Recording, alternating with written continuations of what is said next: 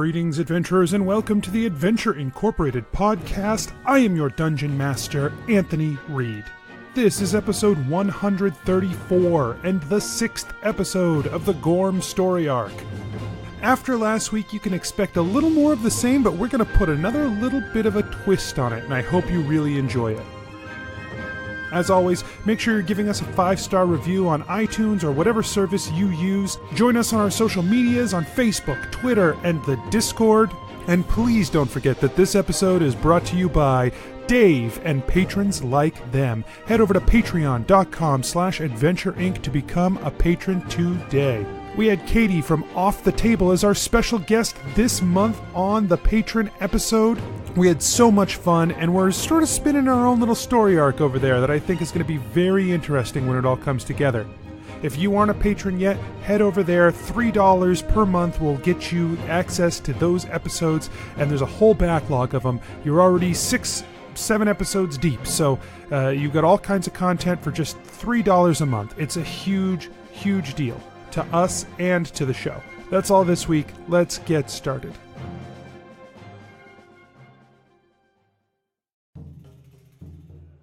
Nobles and farmers, knights and wenches, gather round to hear a tale of excitement and mystery.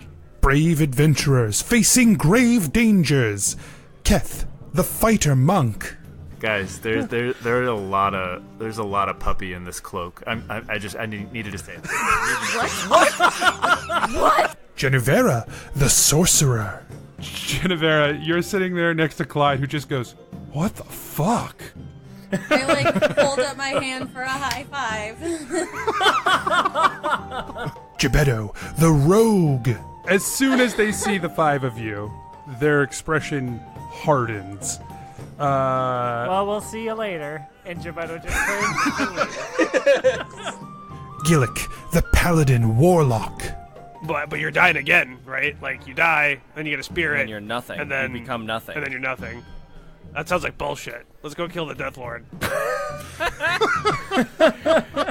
And Asher, the druid barbarian. Yeah, but I'm asking specifically why Jeff is important to Asher. It's just the first name. You know what? I don't have to justify this. Let us recall what happened when we last left our heroes. But I warn you, this will be dangerous, and it will be difficult. And if you stray too far from what Gorm did in these memories, your mind will shatter. The visions begin. Thorval says, "Come!" And he charges forward, and Gorm is standing there looking back. He says, "You have to grab him. Gebetto, you have to grab my brother." Gebetto punches through the hole. He doesn't look back. Gebetto charges forward and jumps into the portal that Thorval went through. Instantly, there's this twisting, this wrenching, this like grinding. You feel yourself squeezed and pulled, and then you're in these tunnels of blue energy. Prepare yourselves, for this is the tale of Adventure Incorporated. Keth, your eyes spring open. You are standing in the heart of Adventure Incorporated. In Mughamara, you recognize the land around you, but there's nothing there. It's just an open field. You've come, like, you just have this sensation wash over you, like you've you're scattered. Your mind is sort of fuzzy. Something stressful has just happened, and there is a pang of loss in your heart as you sort of embody this. And you look down at yourself. You are wearing like simple white clothes, like a simple robe, and you see another person in front of you, a human with a little bit darker skin. He is also wearing simple white robes, and he turns back to you and he says, "We made it through." Yes, it appears we have. I was worried there for a minute, but I'm glad we are here. Are you hurt? I am not. We've been disrupted, though. The ritual has failed. What do you think? What do you think happened? I think we were attacked. The attackers came. They drove through Yes, our I lines. know we were attacked. How did they know exactly where we were? It's hard to know how they knew the ritual was coming. They knew where we were because we've always been there, but how did they know the ritual was happening? I don't know. Perhaps we were betrayed. Keth,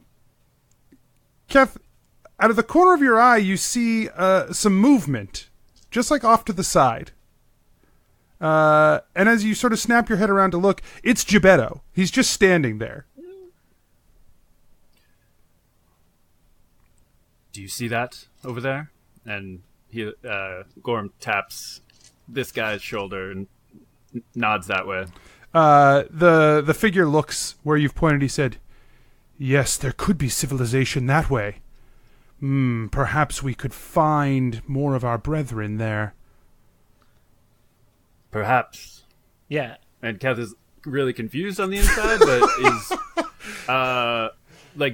Gebetto's right in front of him, so he sees. So I'm assuming Gebetto's done some crazy magic, and this guy can't see him. Yeah. When Keth looks over at me again, I'm gesturing, do not mention me, kind of one hand across my throat kind of motion, you know what I mean? Shaking my head, one hand, one finger goes up to my lips, and I say, shh. Keth discreetly, kind of puts his, finger to his throat to, make a, slit his throat motion. Questioning. Oh God, no! Gebetto's head shakes back and forth a whole lot.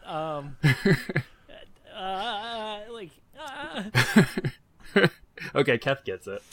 Yeah, I think I see a disturbance over there. Perhaps there's a track over there. You look into that. I'll head the other direction. I think the only way this works is if we find others of our brothers and sisters. The ritual requires power. We must still fulfill the ritual here, even if we cannot do it at home. My brain, the disruption has caused me to be a bit confused. At what point did we get to? Were we close? It doesn't matter now. The ritual has to be restarted. If we are to wake the sleeping one, we must go from the very beginning here. We will have to acquire other dragons of various colors to perform the ritual with us, just as we did before. We must do that here. We can't rely on... We don't have enough power otherwise. Should we approach the same areas that we did before? Perhaps there would be like-minded dragons there. The effort required to gather our brethren as we did before, it would take so long. I pray that it does not come to that, but I am going to fly from here and check some things, see what you can find in the area. Maybe we can split up and find what we're looking for. Okay. How can I contact you? Gorm, we share a connection. We are both creatures of divination. Reach out to me and I will come. Gorm does that, I assume, mentally? Okay. He tries to, at least. Just... And just says, haha, of course, brother.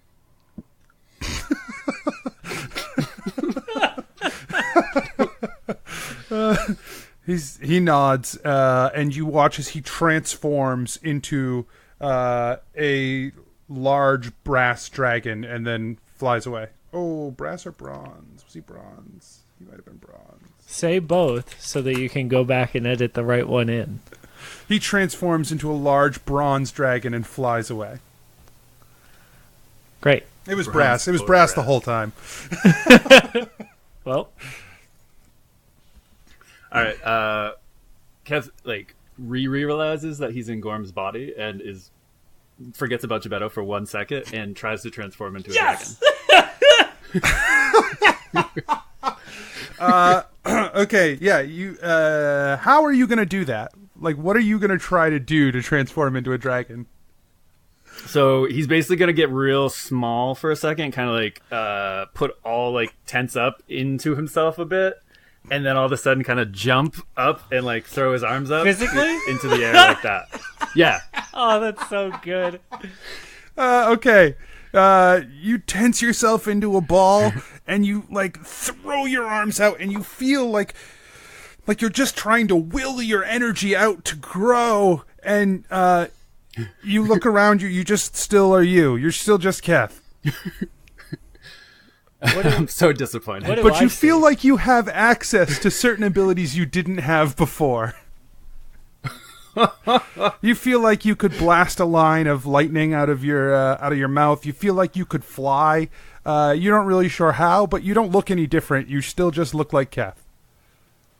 Okay. He's like disappointed. He's kind of just looking around at himself, see if he changed at all. And then as he's looking around, he sees Gebetto again and walks over there. What does Gebetto see? Just Keth. Just Keth do jumping jacks. Great. But you do know he's excellent. transformed. You know, like, you can feel that Gorm has transformed, though. Oh, okay. Oh. It would be okay. Oh, cool. So I know I'm a dragon. You don't. Gebetto knows Gorm has transformed. It's Okay, pretty. So he doesn't. It's pretty amazing, right? I mean, it would be. I just I'm a little disappointed, actually. You don't feel an immense power inside you. You don't feel. I feel it. I just like know it's there. I'm looking down and I just look like me. It's less dramatic than I thought. Super bummer. But totally, you're a dragon. Try it. Try a dragon thing right now. I mean, I appreciate your words. Do it. Try Gebetto. It. So he like sighs and like kind of was like, all right, whatever. Turns in the other direction and just like tries to light a tree on fire. Just like takes a big breath and like blows, and he thinks he's just doing like like Yeah, and you watch as a blast of lightning sort of like forms in front of you and fires off and cracks against the tree, and the tree like bursts into flames. Whoa! Right? Oh no! Yeah! Oh, that was me. Yup. Oh, this is cool. Yeah, I don't know what's happening. But up until a second ago, I was literally in that same spot that you are, pal. Oh yeah. Oh. Right. And like, who are you? Are you? I mean, Gebetto? Gebetto Funkin' One Shoe Stumble Knackle Timber Shivers at your service, pal. Right. But like, are you not Gorm? But like, I don't know. Are you Gorm too? Like, do you look? You know what I mean? I don't think so. So. Oh no. What? So when I was Gorm was me. Huh. Okay. Like, maybe what I mean, sorry, what I mean is, when I was being Gorm from the other world, Gorm from our world was like kind of an invisible ghosty guy guiding me along. Oh. I think I've got to help Like- you be Gorm. Oh, did the rest of the world see just Gebetto doing terrible Gorm things? Nah, the rest of the world acted real normal about like, oh, you must be Gorm.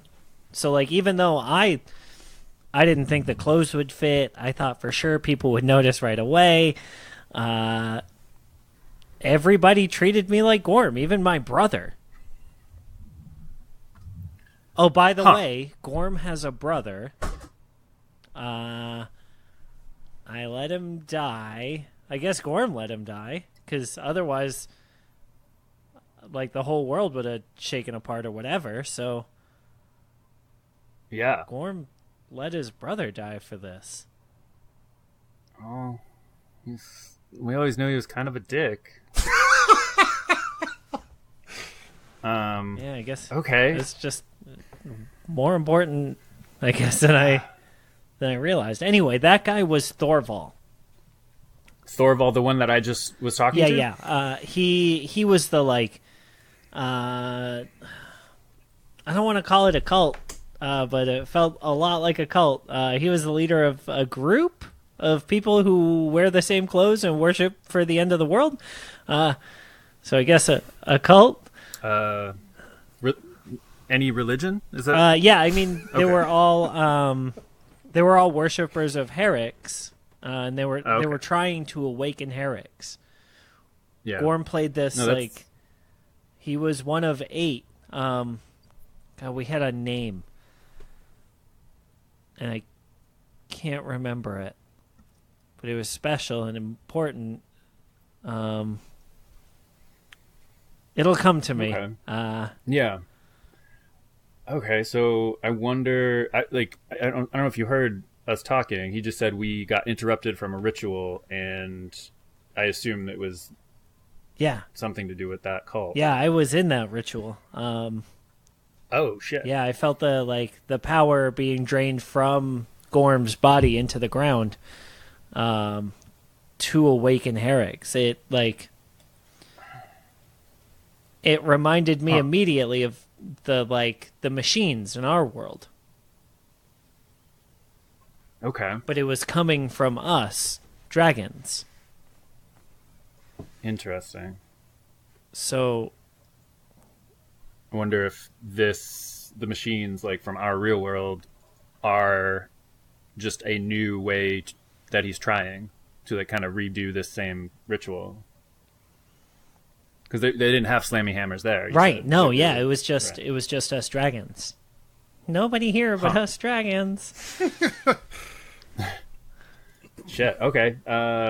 Well, Thorval said that we might have to gather the dragons again. I wonder if there's multiple ways that these dragons need to be involved, and it needs to be of different types of dragons. Well, I guess you did the ritual. Yeah, there's one of 8 types of dragons. Basically, one for every one of the schools of magic. So we were divination, and Thorval was kind of like the ringleader of it all. He was kind of the centerpiece. So he was outside of that. So I guess there were 9 of us in the ritual. And then there were a bunch of dragons around the outside, like feeding us energy. Okay. Right at the last second, when Gorm was about to die, I made the decision to channel all of that energy that I could and punch a hole into divination, the ley line itself. Wow. And that's kind of the last thing that happened, and now we're here. Was that decision to punch into divination a way for you to secretly stop the ritual, or was that a part of the ritual that you were supposed to do as Gorm? So it definitely wasn't part of the ritual. We were overrun by like all of the armies. Like every race worked together. Like humans, elves, half-orcs, dwarves, even halflings, and gnomes were in there. Like we were all fighting together. Like it was really amazing. Terrifying as a participant in this thing, but I can't imagine our world, especially now, uniting like that. That it's incredible that it took that to stop this ritual. right. That terrifies me. And our world's Gorm didn't seem to think that the dragons from our world would get involved and fight against Gorm, even though they clearly aren't willing to help him. So I think we need to like press on here and figure out what else is going on. Gorm, Thorval wants you to go find, civilization. I pointed towards you. I'm glad that he didn't see you. And he said, yeah, maybe civilization's that way. Go ahead, see what you can find. So that's all I know that I'm supposed to do right now. Take a peek, man. Do what Gorm would have done, right? Like, this is a memory. This is real. This is what happened, so... Right. I guess I could just fly really high and look with my dragon eyes. Okay. Dude, I don't know that it ever gets old. I'm pretty pumped. You should come with. Hop on. I don't know if I need to. Okay. I think, like, as a spirit guide, that's what I'm calling myself now. I think as a spirit guide, I get to show up whenever I need help, like, to help, or... I see. Whenever I cool. want. All right, well, I will see you around, buddy. Is there anything else you think I should know before we part? In Gorm's heart, the only two things that he cares about are his brother, who he let die, and Herrick's. Okay. And so, I think keeping those thoughts in mind might help make your decisions.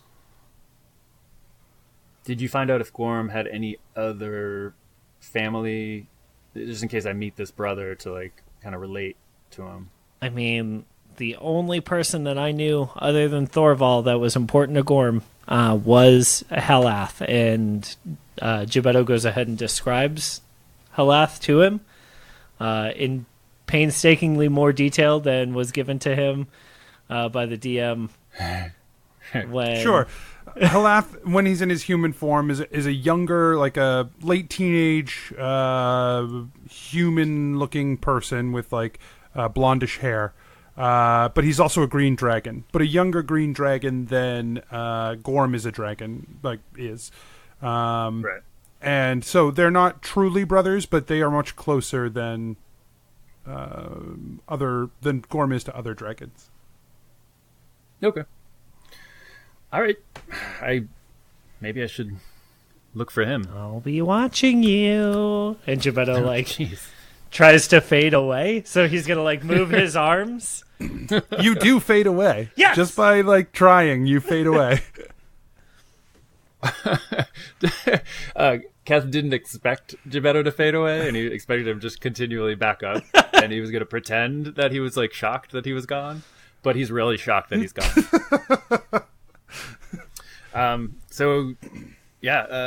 Based on Keth's experience in Makamara, where is there a really old, established city that he would know about that's in a direction? I mean, at the very least, the oldest city that you know of in Carapath is, in your world at least, is Merevia. Okay. Keth's going to head in that direction as flying, but he's going to do basically the same thing that he did to transform, but to fly. Well, less internal, sort of, more just getting prepared to jump and soar. Okay. So you just sort of leap into the air, and you are carried up into the sky. It sort of just carries you forward. Holy shit, this is cool. You're flying through the air southwest towards Merevia. You see a couple of small settlements here and there, but nothing, nothing large. But you do see Merevia far away on the horizon. If you wanted to stop at one of the smaller places, you could, or you could just push on to Merevia, which does appear to be there.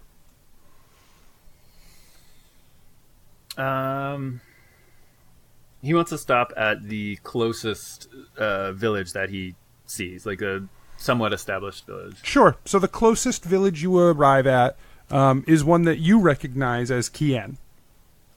Kien. Alrighty. Yeah, he like soars down in a place where he can like untransform back to human form. Well, one might say that you would transform to human form and untransform to dragon form. That's fair. He transforms. So into this how are you creature. transforming into human form?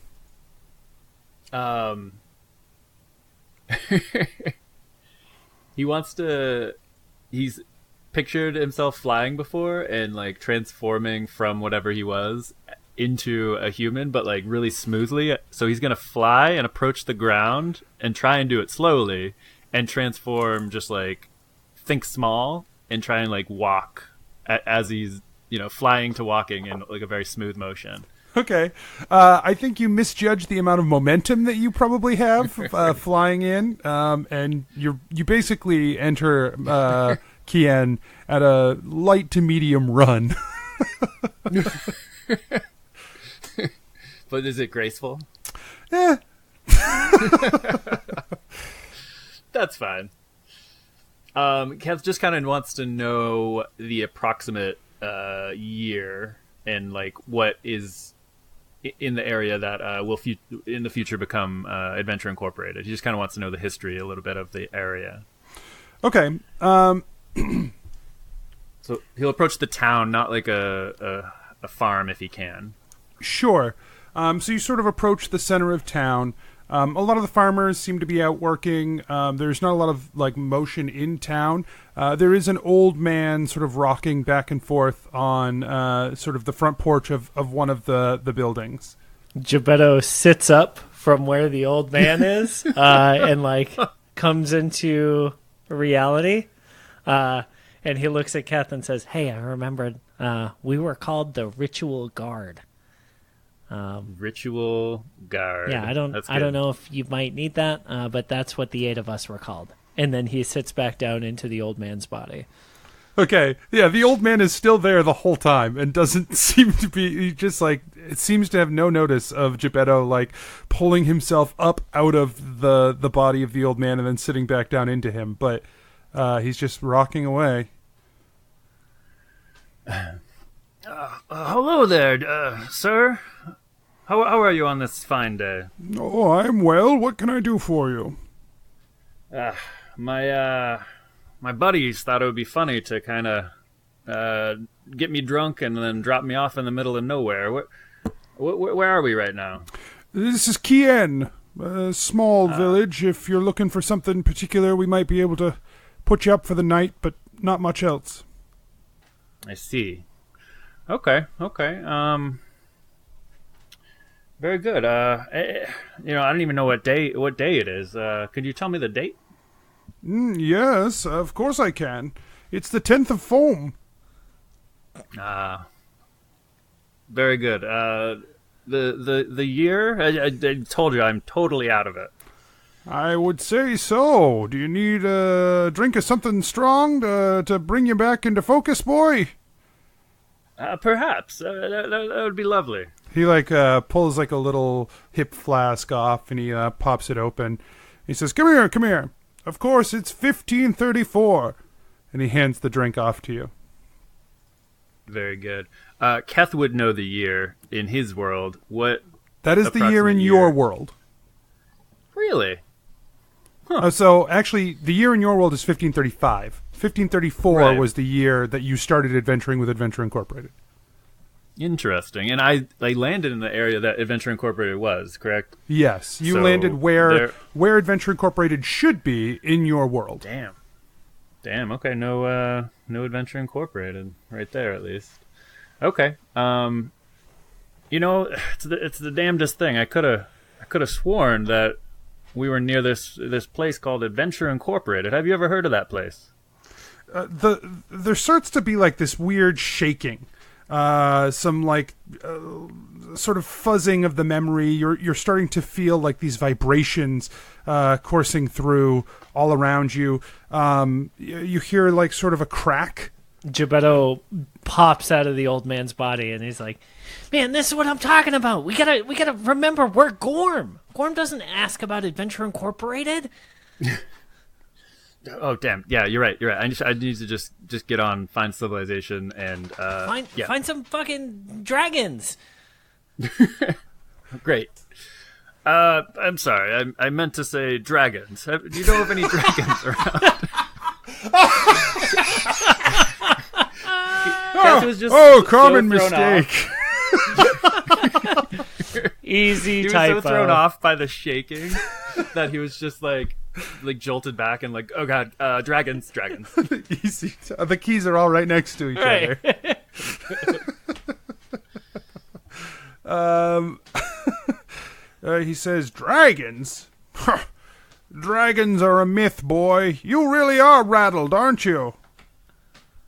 Yeah, but I think that this drink is starting to work its magic. But I appreciate the information and this and you know your time. So I'll be off now. I wish you nothing but well. I wish you nothing but well, too, but dragons. Keth then kind of goes back to where he landed originally and looks around and hopefully seeing nobody would like to transform and be on his way. Okay. Great. Yeah, you transform back into a dragon and fly back up into the air. Where are you headed? He wants to... Hey, Keth? Yeah. Listen, Gebetto is like holding on to Keth's shoulders. He's like, listen, As we're flying. yeah. Remember Even though he probably doesn't need to. Yeah. Clearly doesn't need to. He could just be like floating alongside him, but nope, holding on. Remember that Gorm's a blue dragon, so like he specializes in divination.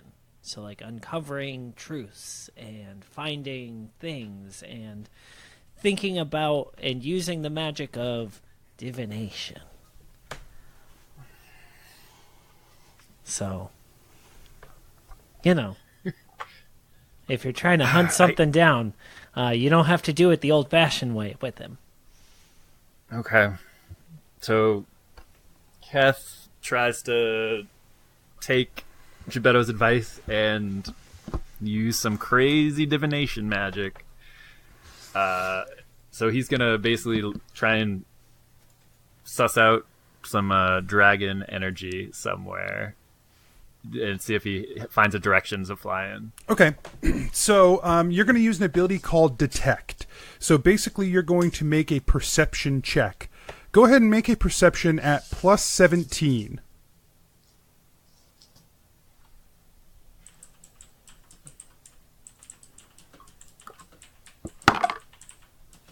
$31. Okay, great. 17, that's pretty good. Yeah, it's a pretty good perception, huh? Okay, you reach out with your mind, and you feel you're searching for any other signs of like dragons or anything like that. It pours out around you. You feel all of what you know of as Carapath. You start to feel beyond and Bradmont. You catch one. Just one dragon. But your divination tells you have a connection to this dragon. And you suspect it's probably Thorval. You reach out further and further and further. And you find nothing.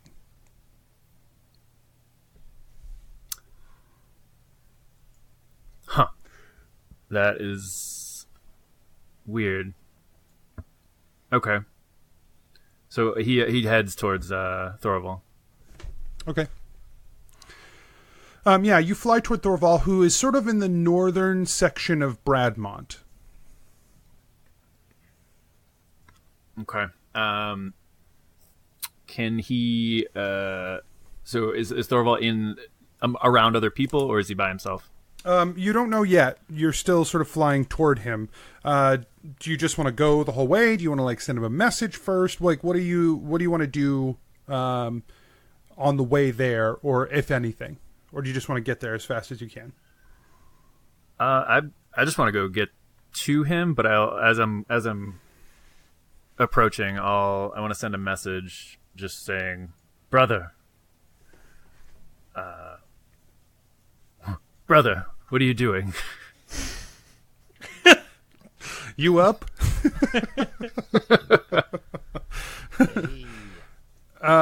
He says, you get like a message back. He says, I have discovered some disturbing things. Come quickly. I'm close. And then I guess what do I see as I approach the city? I want to transform without being seen. Yeah, so he's north of Bradmont near the river. So he's sort of like in a sort of less inhabited place anyway. So you sort of you come down into where you see him just sort of sitting in a field, and you can transform sort of away from people, and the two of you are standing there in your human forms. Okay. Keth wishes he had asked Gebetto if Thorval was a part of the ritual, and like with it, or not, like down with what I'm doing, what Gorm's doing. Can I ask Gebetto or? So as you are approaching, you can ask Gebetto. And if you are quiet, you may not be heard by Thorval. Yeah, because I don't know. He said he let him die, but I didn't know if it was a part of the ritual or just something else. So, hey, Gebetto, are you there? Yeah, of course, dude. I'm your spirit guide. Yeah, but you just popped out of an old man. I didn't know if you were hanging out back in Kian. I don't know. This is weird. Hey, is Thorval like helping us trying to bring back Harry? Yeah, he's like the boss. He's the guy. He was number 9 in the ritual. Like, he was the most important one. He did all the things. Oh, crap.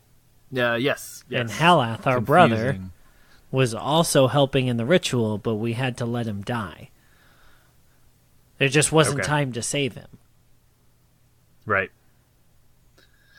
And I am approaching Thorval, the boss. Thorval. Good. The boss. Very good. Yeah. I'm excited about that. I had to put it all together too, pal. I know what you're feeling. The difference was there was like 60 of us in mine. There's only one of them in yours, and it's Thorval. No, Haleth. That'll be helpful. Appreciate it, buddy. All right, so I'm gonna go meet Thorval near the river. Okay, yeah, you meet Thorval, who's standing sort of on the banks of the river. He says, "Brother, you have come." Yes, there's some scattered villages around, but I didn't stop at any of the cities, and I'm searching for our brethren, and I find nobody. Yes, I felt that as well. It worries me. Perhaps the filth here have managed to do what our world tried so hard to do. Perhaps they have eradicated us. Perhaps they have killed everyone here. This filth, they do not deserve to live. How are we going to do this now? Gorm, I haven't had a chance to say it, but I'm sorry about your brother. Gorm just looks down, shakes his head, just says, he knows that I, too, would have sacrificed my life for this. So this is how he knows it has to be. He puts his hand on your shoulder. He says, I think I have found something that might help. One of the gnomes that lives in the village across this river from some of the discussions I've had around here, she seems to be some sort of crazy tinker. She has created machines of great magical power. Perhaps we could use these machines for our own rituals. Interesting. I don't think she'll give it willingly, though. We may have to take it by force. That will not be an issue. But with these machines, how can they replace the power of a dragon? From what I understand, they have immense power in them. Maybe it won't be enough, but in a world like this with no other options, it may be the best choice we have. Yes. 8 machines for 8 dragons. Let us see what can happen. I suggest we just show our strength and take what we deserve. But of course I will defer to you if you have any other more subtle ideas. We'll need to learn about these machines so that we can repurpose them and use them. So perhaps showing our strength and allowing her to choose to cooperate would be better than us just taking it. However you think is best.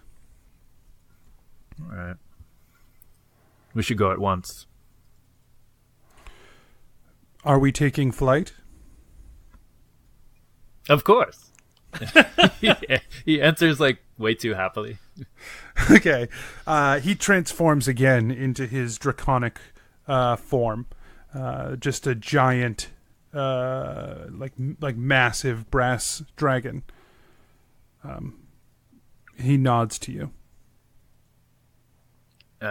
Keth does the same sort of like kind of squeezing into himself and then jumping. Sure. Star jump. Those are real hard. Okay, yeah, you feel that transformation take hold again. Excellent. Lead the way. He kicks off the ground and starts flying toward the small village on the other side of the river from you. Okay. And especially small, because it appears to be a gnomish village. Does it look undisturbed, or did it look like when you Thorvald had some fun here? No, it's undisturbed, but when you see it, Keth, you recognize it because you've been to Sale before. Yeah. All right. And then he tries to whisper to Gebetto and says, "Hey, buddy, we were just in Sale. Did you meet yourself?"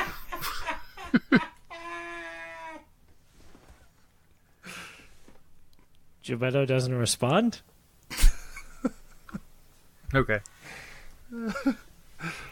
Keth just accepts it because he has no idea how that whole spirit animal thing functions.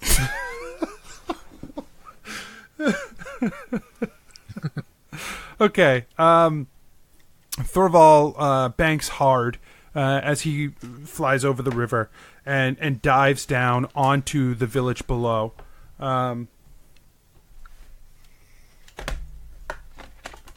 Which village? Sale. We're going to that village. Hey. Wait, we just left the village, and I asked. No, you didn't. Just said it was. You didn't leave a village. You were standing in a field across the river from a village. Okay. Yeah. Brass. Yep. Okay. He just begins blowing fire over the buildings as he dives down over them, just igniting all of the homes in the village on fire.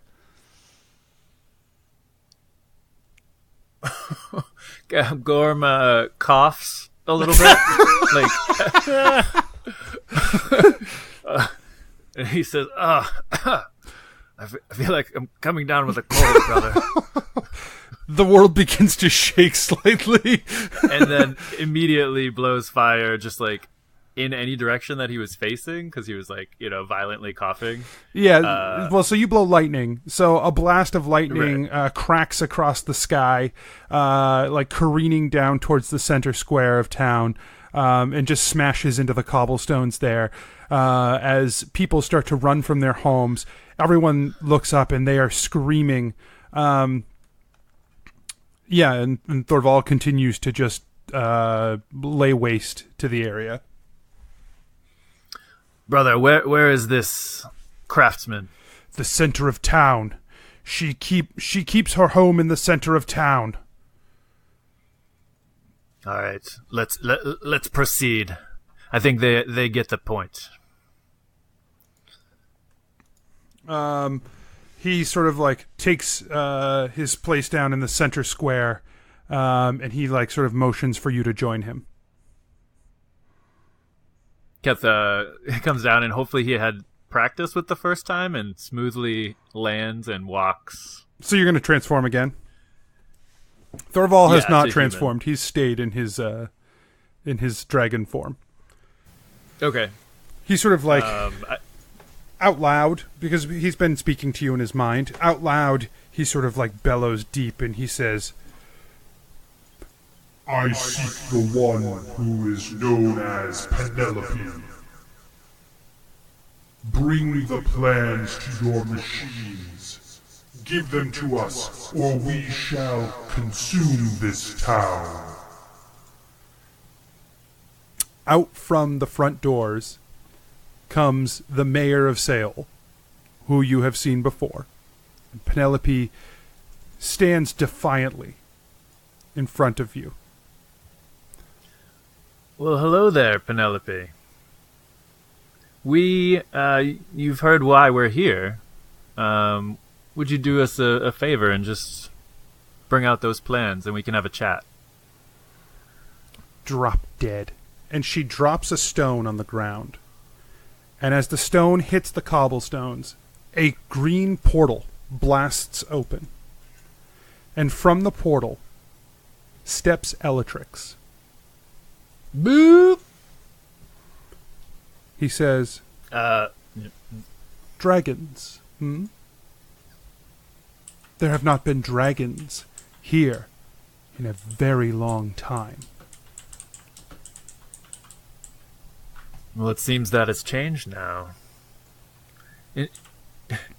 Enlighten us. Where are all of our brothers? Well, we couldn't seem to find too many. Your brethren have been sent away from here, sent back to the celestial realm to rot with the other celestials. Oh, now why would you go ahead and do that? You're not welcome here. Your kind is not welcome here. We have a quick errand to run here, and we can be on our way. But we have a conversation that we need to have with Penelope, whoever you are. Thorvald kicks off and slams, like flies as fast as he can up over Elatrix and Penelope. Elatrix quickly tries to cast a spell up at Thorvald and seems to get a blast off against him. Is there anything you're going to do in response to that? As you can see, my friend here is not too patient, and we've already laid waste to much of the town. Do you want to see your people die? Thorvald slams into the side of the building, and as he just a huge his huge body, after he got smacked by that spell and he slams into the building, he just crushes in a huge side of it, and with all the dust and debris and stuff, you don't really see anything.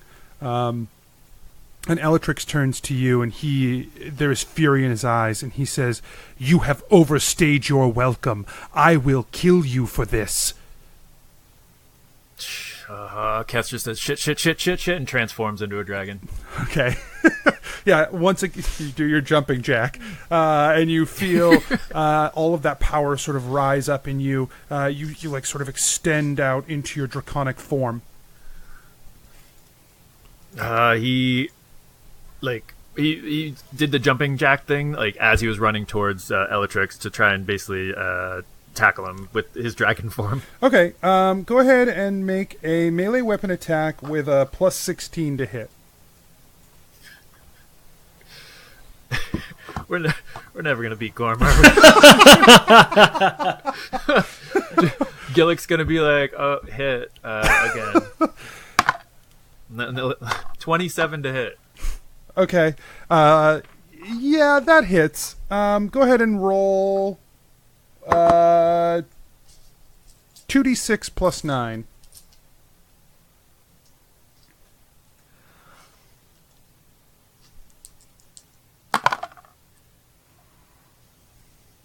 $17 damage. Okay. Go ahead and make another attack. And once again, that was a plus 16 to hit. Once again. 27. Yeah, you hit again.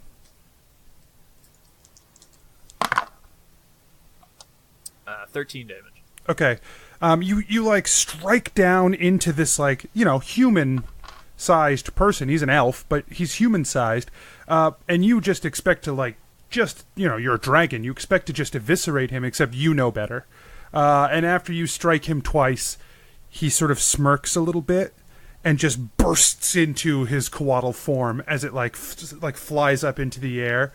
And he says, "Oh, cool." He says, "I will protect my realm." Thorval, you see him in the opening of the hole in the wall, but he's in his human form. In his hands, he's clutching a handful of papers.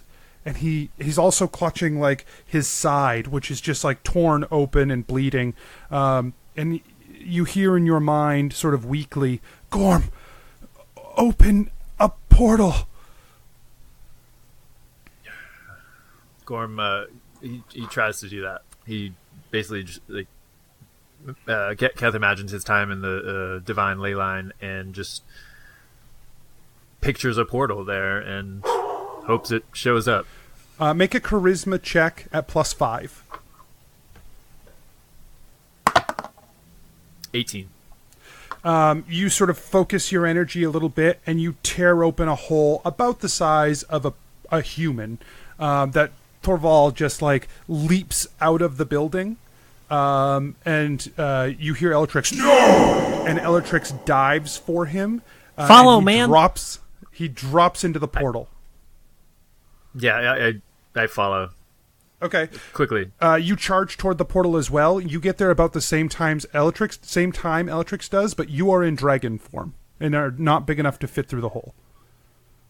Can I smoothly transform and swan dive in? Make a dexterity check at plus 0.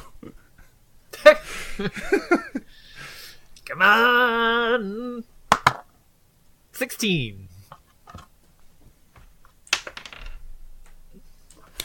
You go to transform and smoothly drop in, and Elatrix whips a tail around and smacks against you and throws you against the building away from the portal. It's still just sort of sitting open, and he's like, "I will not let you through." Fuck, and now I'm in human form. Yes. Right? Yep. You're gonna fucking fight Elatrix! How, in human form, could I reach the portal, or is it, not... Is it, in the air, or, how is it positioned? It would be pretty hard. You could try, and you may not know everything that you can do either, so, you could try to do it and see if there was some way for you to channel some of your power, or you could try to do it, and you could transform and try to take another pass at it. You could just try to jump, but Elatrix is sort of between you and the portal. Where's Gebetto pops his face out of Penelope's face and yells, you don't have to do that, you just choose to. yeah, and yells, "Use dimension door!"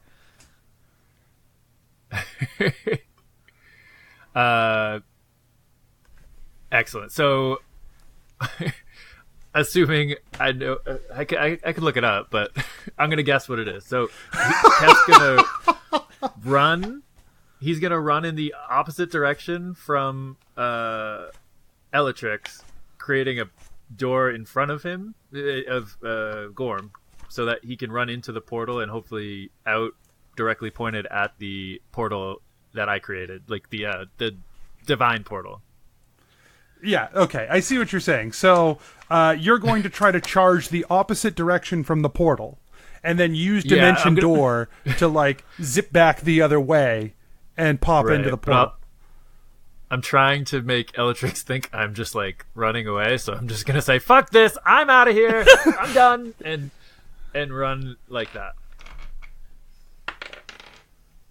Okay, he falls for it. So you start to bolt, and Elatrix, you're like, fuck this, I'm out of here. And Elatrix is like, not so fast. And he charges towards you, bearing down on you. And as he's coming in fast, and just before he gets to you, you cast Dimension Door, slip through the door, and pop out right over the portal, dropping in and passing through to Divination. Around you, you see those rushing. You feel that crushing, the twisting, the pulling, the pressing. And then there's a flash of blue. And along you are these tunnels of light. And down below, dropping down this tunnel, you see Thorval, still with those papers clutched, his hand at his side. And this tunnel of blue lights is just like rushing by you. And then everything goes black.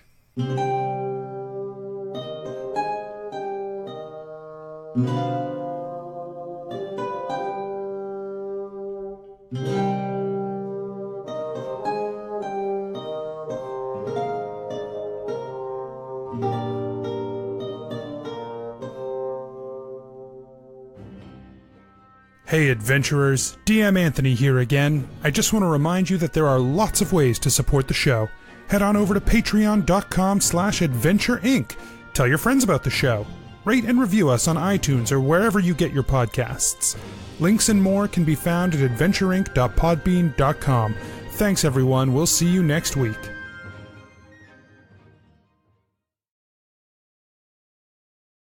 The same way we were doing with Viltroth forever ago. We're just trying to figure out anything that we can about Gorm. Excellent. Okay. Can't wait to ask people, like, what my favorite color is. Oh, yeah. So hey, would you consider me skinny or, yeah. How healthy would you say I am? What would I eat in this situation? Right. Do I have any allergies? That's an important question. Anaphylactic Gorm, not a pretty picture. Actually, that'd be real helpful information for you. Yeah. Like, you're just like fucking throwing peanuts at it. Yeah, immediately run to like the nuts section of the room. Like,